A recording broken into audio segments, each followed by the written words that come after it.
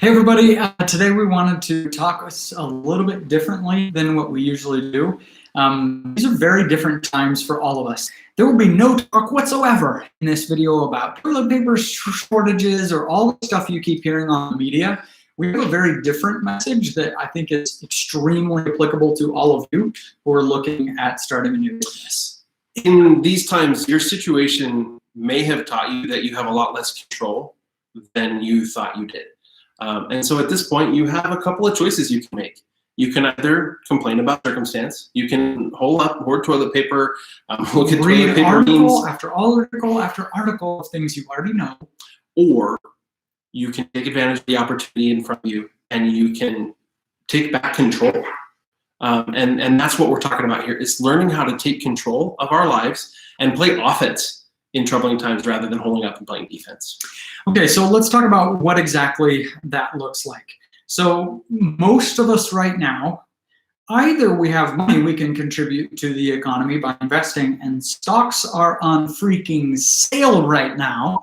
Right now, people who have liquid cash, you want to be really smart about how you invest, and don't be responsible whatsoever, because it's a very unknown time. But it's also a time where stocks are on freaking sale. I bought a whole bunch of Norwegian Cruise Line stock this morning because it's trading at 1/5 of what it usually is. And so people who in 2008 took advantage of those things were the people who helped our economy to start growing again. They were the ones that were helping us get out by doing that.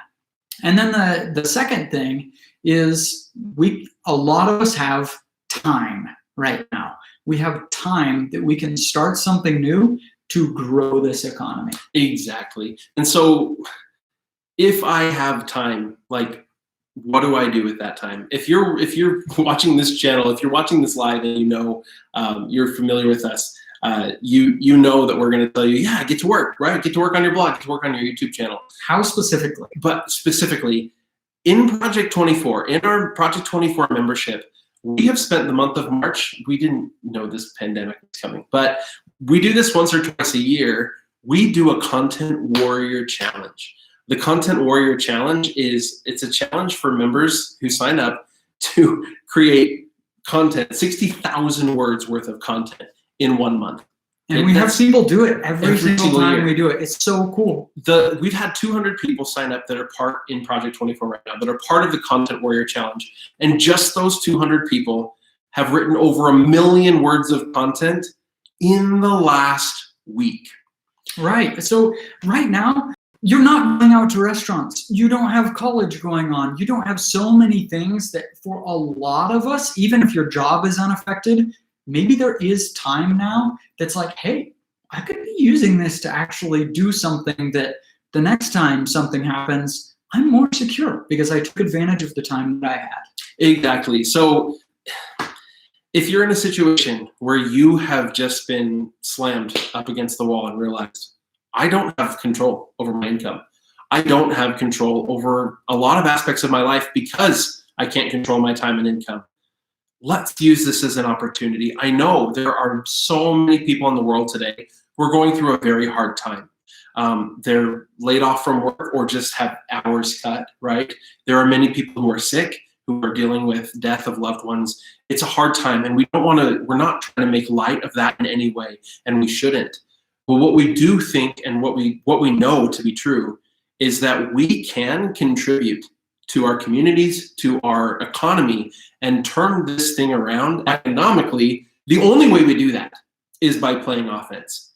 And so, and I know that seems kind of crazy, like, okay, so if I sit home and write blog posts, you're starting a business. That's the kind of thing that grows economies. It will grow the economy. And if we have enough of us doing this, in addition to all of the many other entrepreneurial people who are out there like us, like you, who are making things happen, you will help us turn around this economy and be able to come out of this really, really sad pandemic, this sad situation that we're in, and not have our economies completely decimated for years to come.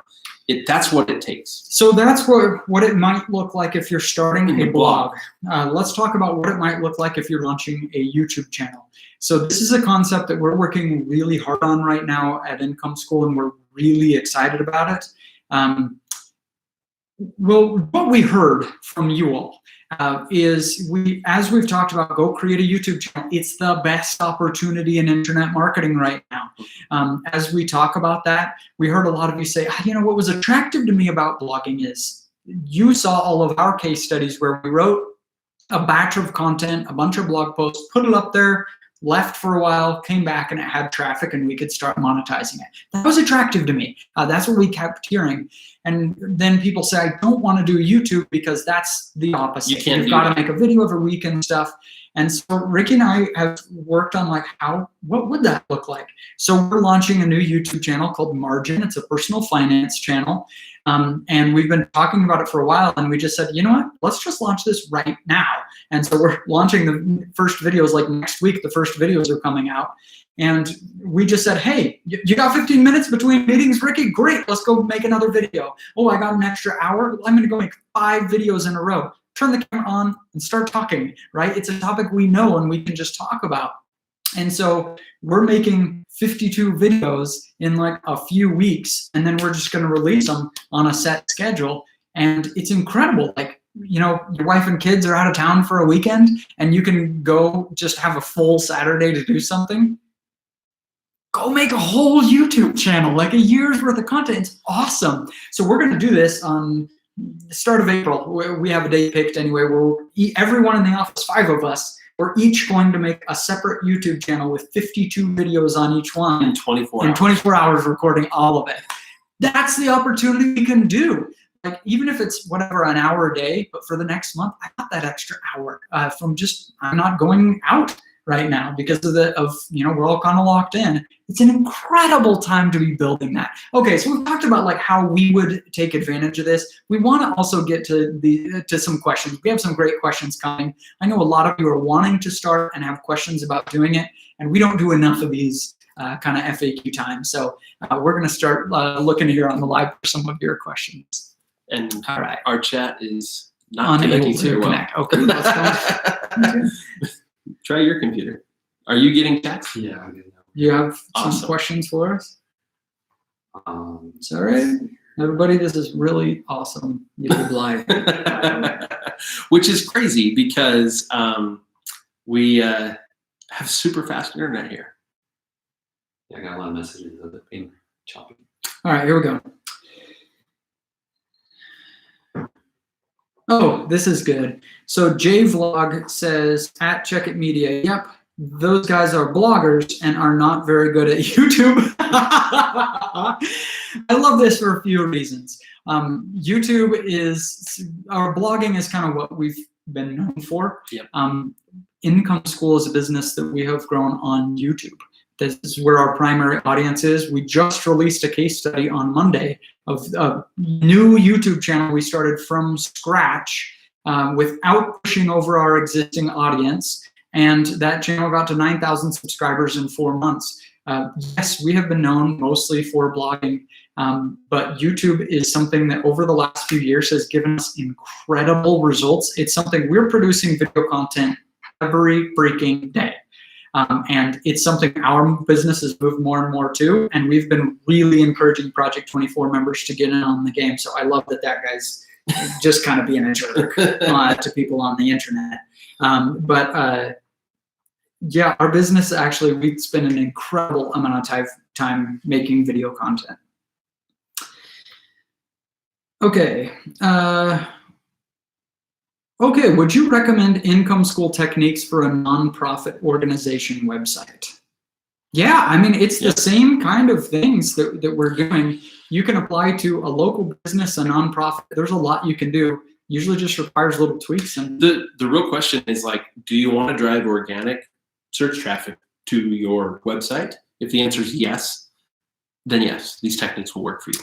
Erickson Gamer says, how much do I have to post on a regular basis? So for YouTube, I don't like seeing a channel going more than 7 days without a video.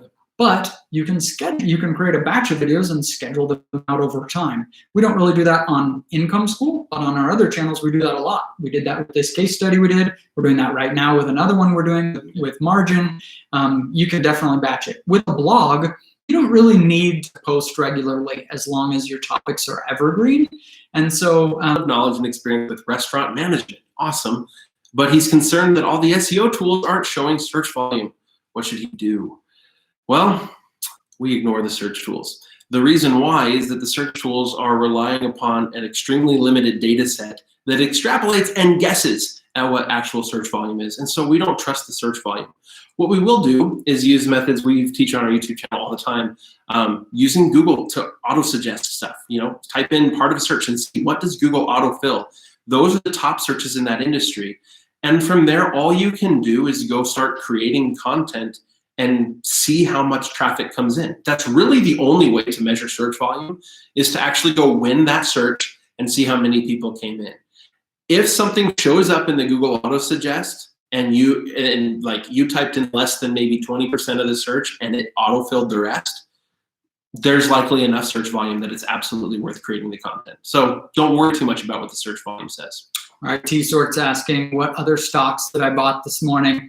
So I bought Norwegian, I bought Royal Caribbean cruise line, and also United Airlines. All travel industry. Yes. So my strategy for investing during this time is I'm putting the bulk of my money just in index funds. That's always kind of my strategy. It's what I always do. The S&P has just crashed, and so that's a pretty darn reliable way to invest as an index fund. It's like about the safest thing you can do and expect a good return. But then I'm taking a portion of the money and putting it in a more speculative investment because of the unique time that we're in, and putting it in some of these companies that I think are on solid financial footing going forward and have a good business, but just right now for the next 6 months, year, they're not going to do well. And that's okay. I'll write it out for 2 years. The chances are very good that they build back up to once they once were. And even if they build to half, I'm still doing pretty darn good. It was interesting because we were looking around at stocks and stuff that we could be interested in. A lot of the websites that talk to you about stock picks are looking at which ones are likely to do well right now. Gilead, right? They're producing a test for coronavirus. Mm-hmm. And so, great, Gilead's doing great today. Don't buy when they're up. It's too late. Yeah, buy it. But on the other hand, you've got Norwegian, who's trading at about a fifth of the price that they have been stable at for about 5 years. Mm-hmm. And a third of their 5-year low is where they're currently trading. I mean, that is a tremendous opportunity. So, and again, by investing in these companies, you do actually help stimulate the economy. Oscar SH says, what do you think about creating many small niche sites and leaving them having around 10 or 15 sites, for example, with 5 articles each? I can say pretty definitively that's a bad strategy. A lot of things can work. That one's probably a bad idea. 5 articles is too small to start generating that link velocity to grow. Could you do this at 30, 40 articles? Yes, but only if you're really good at search analysis and writing, that you know you're going to have some winners in there. Most people need a little bit more wiggle room to make sure they get some winners to get that site growing. And so it's not a strategy that we recommend. In Project 24, we used to recommend start one site, 30 articles, immediately start a second one, build that one to 30 articles, then see which one's performing that you move along with. When we changed our recommendation to just pick one site and focus on one thing, we started to see a significant increase in our Project 24 member success rate. And so that's our recommendation. Build a site, build one, build it to success. When you're there, fine, let's talk about another one. The question here is 10 minutes the best minimum video length? That's honestly, it's just going to depend a lot on the topics of your videos. It might make sense in some situations to make a 4-minute video. I do think that most of the time, longer videos, we shoot for usually about 10 to 12 minutes in a YouTube video on the Income School YouTube channel. Short watch times don't really tickle Google's or YouTube's algorithm very much. YouTube cares all about watch time. And a 2-minute video, it's funny because people will watch like about the same percentage of a video. Like if I'm somebody that watches 3/4 of a video, I'll watch about 3/4 of a video, whether it's 2 minutes long or 12 minutes long. And so as long as the topic is such that you can fill it with content, I usually am going to shoot for more of that 10 to 12 minute mark, but I'm not going to set a firm minimum at 10. Sometimes it really does make sense to throw something out there that's 4 or 5 minutes. Sold.photography says, does Project 24 work for mom bloggers? Obviously a more narrow niche, but along those lines, absolutely. In fact, we are definitely guilty of not talking about the mom blog niche, but just parenting, things that especially appeal to women. We're both dudes, and sometimes we have a hard time thinking of topics.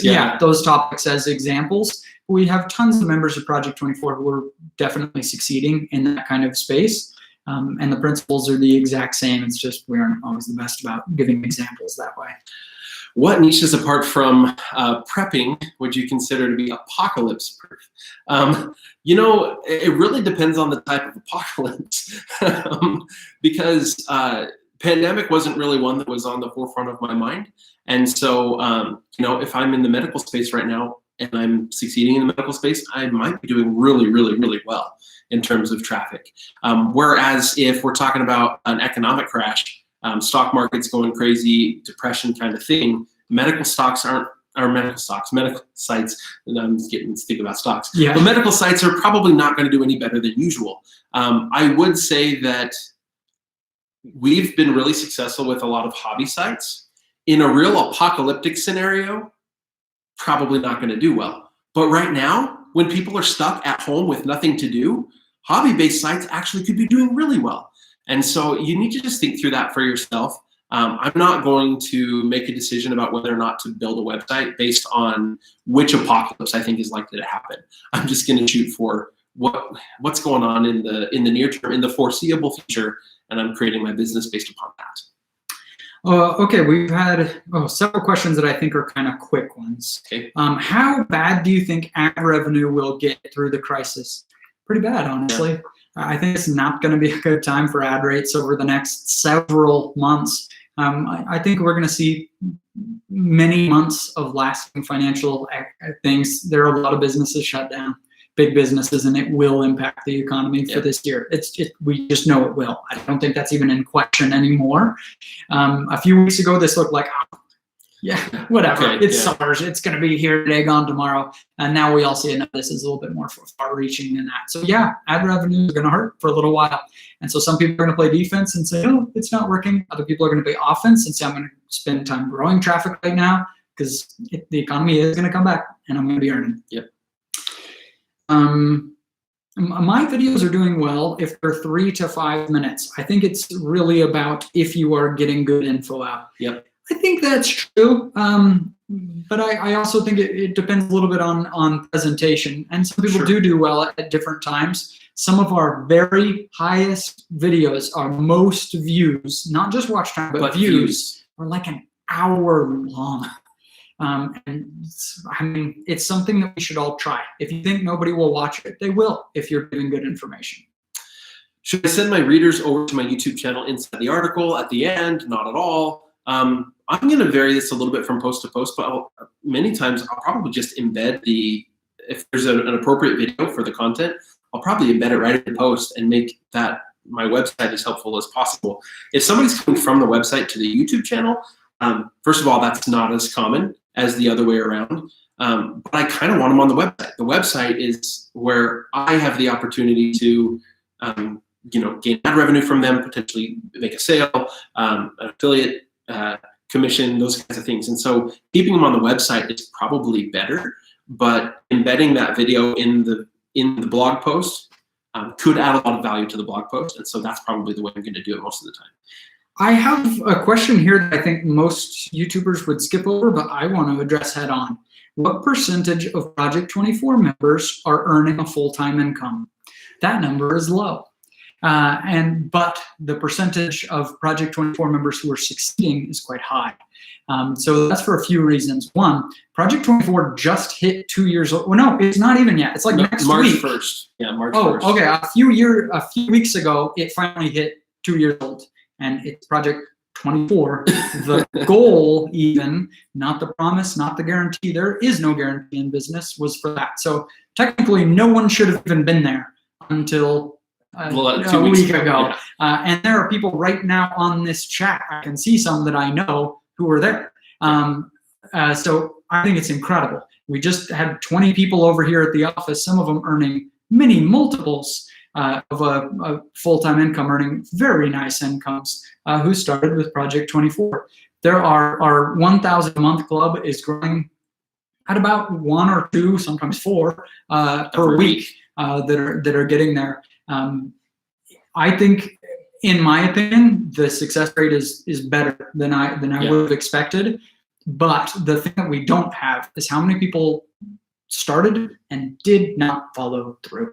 And I'm just not seeing. I'm encouraged looking at the number of people who are working and are spending the time, a year in, and are seeing those results. When you look in the Project 24 community, we have badges that everybody said, $500 a month, $1,000 a month, whatever. And most threads have someone from those higher tiers. So I'm really encouraged by that. But you should know, most businesses fail. That's true in every industry. Most people who have any goal will fail at it. And so you can either say, see, you can't accomplish the goal, or you can get started, because a lot of people do, especially if they follow through with what they say they're going to do. This question, can I start a blog now? The competition is too much. People have been saying that for several years now. I've heard it since I started. Right. Over a decade ago. And I think that is an upper limiting problem. We've been talking about upper limiting like all day at the office. We talk about this all the time because we see it a lot in comments on the YouTube channel of just people who say, yes, I'm sure you guys can succeed, but we can't. The reason we start new websites all the time from scratch without telling you guys about it is to show just how it can be done over and over and over again. And still today, there's a lot of opportunity. You do need to do a good job of your search analysis. That's why we put that in Project 24, because we don't want people wasting years creating the wrong content. But if you do a good job of your search analysis, there are so many open opportunities, things to create content about.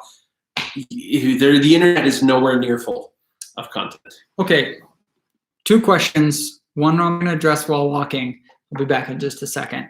And the other, because we have to talk to Nathan in the other room, and you're going to get an office tour as we do it. So this is where we record a lot of our YouTube videos. Here we have kind of like different setups. Like we just have a basic light and a lot of copies of my book that the laptop is setting on in a lot of different areas. And we have a lot of, here's where we record the Project 24 podcast each week. But the reason we're traveling here is because somebody was asking is, when are the 60 Steps to YouTube course launching? Nathan, you're on YouTube Live. When is the 60 Steps for YouTube launching? I think I've seen this like 5 times. Yes. Well, okay. So we just got our designs back from our designer, and we are working with them. We just sent them all the information, and we will be, I think they said within a few weeks, 2 or 3 weeks, they will have the first iteration done. So we're talking pretty soon. I know we keep saying that, but it is coming really soon, and we're super excited about what they are. Jim and Ricky have been filming like crazy to get all those videos out. So keep holding on. We're going to get it out there. So we're launching this course, so we already have a YouTube course in Project 24 where we're giving the basic, here's our theory, here's how we're building our YouTube channels. That's already there, kind of in a webinar style for Project 24 members. But we're doing a full 60 steps for YouTube video. And that one is coming out in a couple weeks. We're launching it with the beginning of Project. We want those to sync up because it's a full 60-step course. It's kind of a big deal, so we want to do that at the right time. Okay, so there's that. Oh, and then again, here we got a lot of copies out. You can get Audible and Amazon.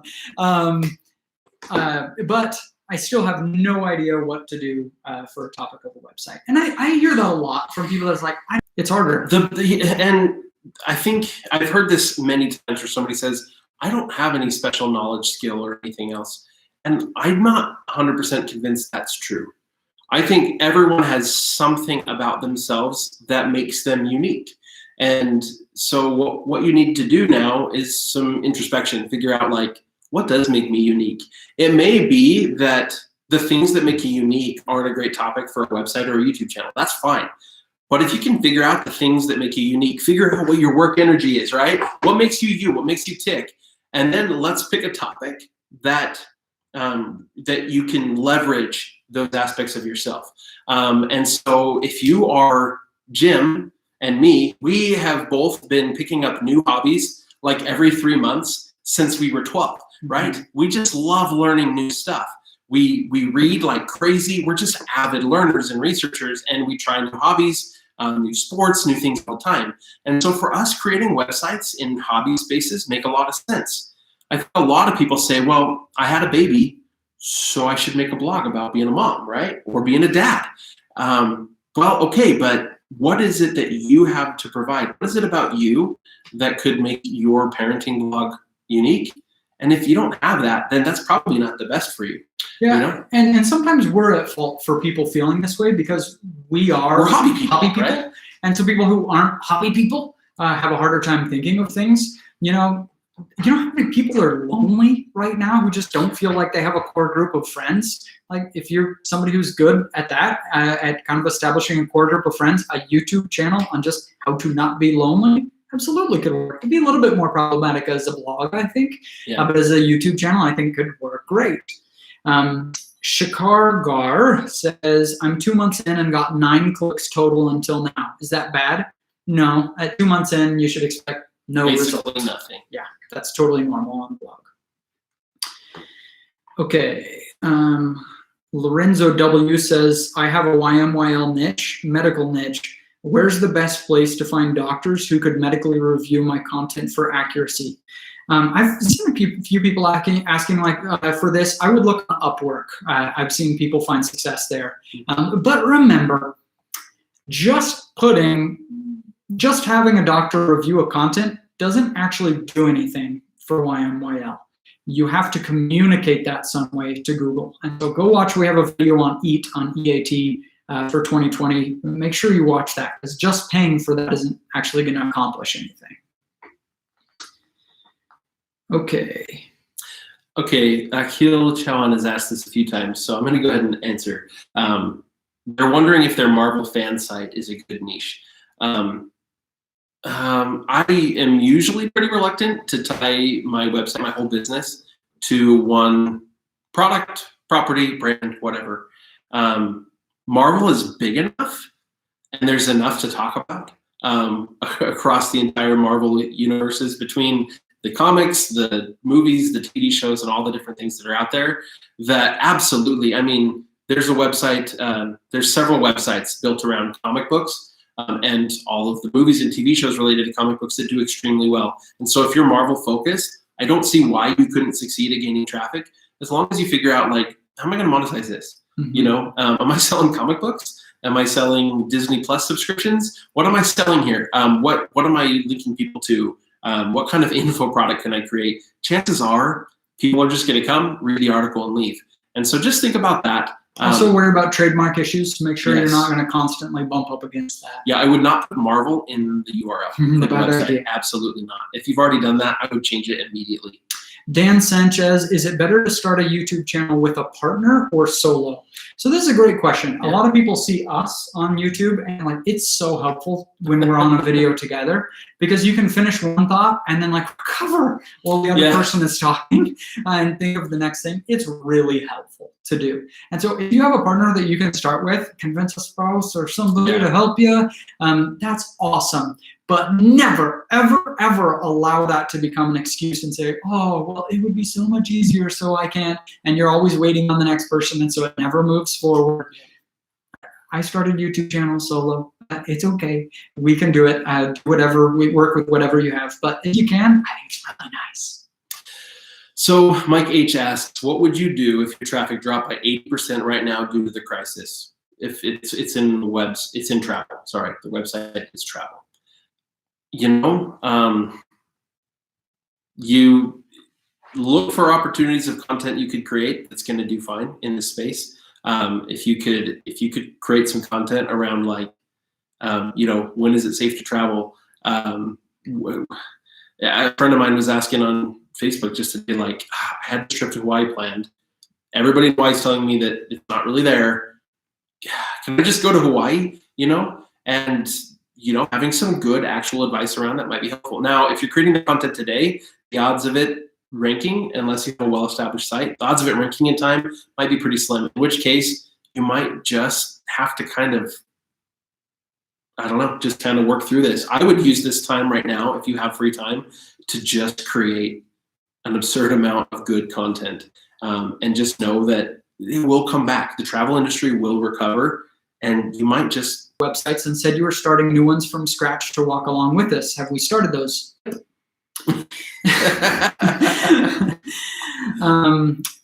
Aditya Sharma says, should I start an affiliate-based site on chimneys? Are chimneys too expensive that people will not buy through affiliate links?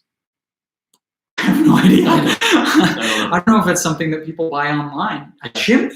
Yeah, when I'm thinking chimney, I'm thinking like bricks in my house going up off the roof, in which case I hire a local. It's also pretty niche, right? And Yeah. the builder's just gonna kind of, I don't, it doesn't ring as a great idea to me. I would rather do a DIY site and try some articles on chimneys and see how we do. But I don't know, I'm not really in the chimney business. Okay. Whoops, sorry, it's moving so fast it's hard to see. Do you have a video about how we can set up the privacy policy in terms of service for our blog? So WordPress has a privacy policy built into it now. You can just find that in your settings, and it's pretty good how it's written. And so I would just use that one. And the neat thing about that one is if you have a plugin that needs to add that privacy policy, and they write that in there, it automatically gets added to your WordPress privacy policy. It's pretty awesome. Can I cater to multiple categories in a single website? Sure. Every website we've ever created has multiple categories. Yeah. If you're choosing kind of a micro niche, soundproofing that we did a site on, I guess you could call them categories, but it's not all the same topic. So the smaller you get, the more the sub niche is kind of the whole website. But yeah, you can cover multiple things for sure. It's helpful as you're growing the site if Google can at least figure out what bucket to put you in. That's all I would say. So I wouldn't make a website about everything. Is there a monthly payment plan for Project 24? There is not right now. So we'd love to have that at some time. Yeah, there's some good reasons why we can't add that right now, but will the affiliate plugin be available to the public at some point in time? Yes. It'll be several months before our affiliate plugin called Affiliate Sherpa will be sold separately outside of Project 24. And there will be a monthly cost to it because of some of the cool things that we're building in that require processing. But it's available right now for Project 24, and we have a 2.0 version. It's gonna be sweet. Bob America said that he wrote a 6,500 word review post that doesn't seem to be doing that well. Is there a maximum content length? There is and we've fed into this a little bit with a couple of videos before, but there's a misconception that length of post is a cause for higher ranking. And we find that to be not true. There's a correlation between the two because usually a post that's longer has been better researched and has more information that's more helpful, so it's better for the user. But if it's not better for the user, if you write a lot of content, you just stretch it out, that does not help your SEO and actually can cause you to rank worse. And so what we find is to size the content appropriately for the information that's being shared and just to have the best information you possibly can put together. If your content is better and more helpful than the competition's, you should outrank them. But sometimes that means putting in a table instead of 4 paragraphs of information that covers the same information that's in the table. And so don't worry so much about length of the post. Make sure that it's just sized appropriately and that your content is thorough. Can you have too many articles on your website that can slow down speed? Not really. It used to be that WordPress would kind of cough at a certain amount of content. It's really well optimized. It's not even going to make hardly any difference. Man, there's so much we want to talk to you guys about. Just know that we're rooting for you guys. Everything you guys are doing is hard. Starting a website, it's intimidating. You are facing constant problems where you've got to figure stuff out. We've walked that path. We know how hard it is to get started, and a lot of you are doing it anyway and starting some cool businesses. Our map in the other room I should go show it to you. We've already taken a field trip of Project 24 members succeeding. We're just putting up new pins every week. It's so cool to see people who are winning with this, because every time you see somebody win, man, they put a lot of faith and work in their project to make it happen. And so just want to congratulate all of you guys who are going after this, and those of you who are yet to get started. Man, that was a great time, one of the best times in history to go on offense and to win in this economy, and that's how we can help each other. Thanks, guys. We'll see you in the next video. Monday, we have an awesome new video for you. We're planning out this afternoon. We're going to be playing a little bit of Battleship. All right, see you guys.